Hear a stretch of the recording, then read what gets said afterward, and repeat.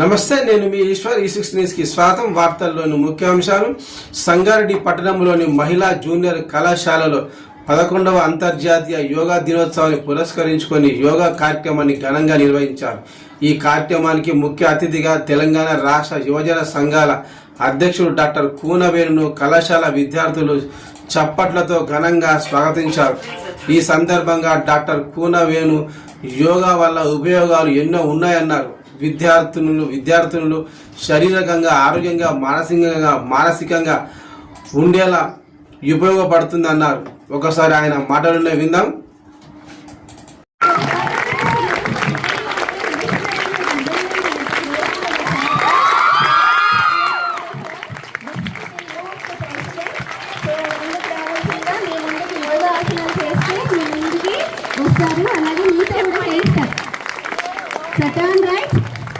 Right already తిరిగిందా? Good morning sir and welcome. ఒక బాధ, మంచి చదువుతో ఒక బాధ, మంచి చదవకపోతే ఒక బాధ. ప్రతి దానికి ఈ చిత్తం అనేటువంటిది ఏంటంటే మనం చిత్తు చేసేటువంటి ప్రయత్నం చేస్తాం. కనుక ఈ రోజు యోగా దినోత్సవం రోజు ఏదైతే మనసుందో ఆ మనస్సును కంట్రోల్లో పెట్టుకునేటువంటి మహిళా మనులు ఎవరంటే మా సంఘాడినటువంటి మీరు కావాలనేటువంటి విషయాన్ని కూడా మరొకసారి మీకు అందరు కూడా హృదయపూర్వకంగా తెలియజేస్తున్న విషయాన్ని కూడా మరొకసారి తెలియజేస్తున్నా. ఈ మనసును జయించడం అంటే చాలా కష్టంతో కూడుకున్నటువంటి ప్రక్రియ.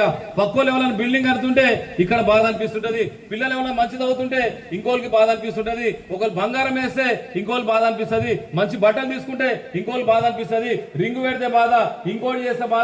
ఏది తీసుకున్న సమాజంలో బాధలు. ఈ బాధలకు విముక్తి ఒకటే యోగాన్ని మించినటువంటిది ఇంకోటి లేదు. కనుక యోగా అనేటువంటిది మనం ఒకసారి ఆలోచన చేసుకోవాలని చెప్పేసి కూడా మీకు అందరూ కూడా మరొకసారి హృదయపూర్వకంగా తెలియజేస్తున్నా. యోగా అనేటువంటిది అద్భుతమైనటువంటి జీవన విధానం. మీరందరూ కూడా చాలా సంతోషపడుతుంది. ఏంటంటే మీ ముఖ